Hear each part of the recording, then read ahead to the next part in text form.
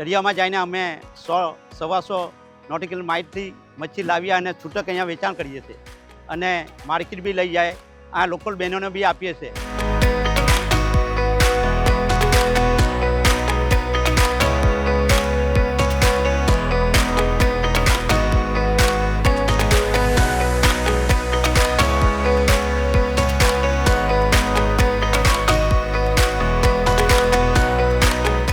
આવે એનો માલ અમે એને બીજાને વેપારીને લઈને કમિશન પર સપ્લાય કરીએ. 5 રૂપિયા આપે, 2 રૂપિયા આપે, એ લોકોનો માલ અમે વેચાણ કરી આપીએ.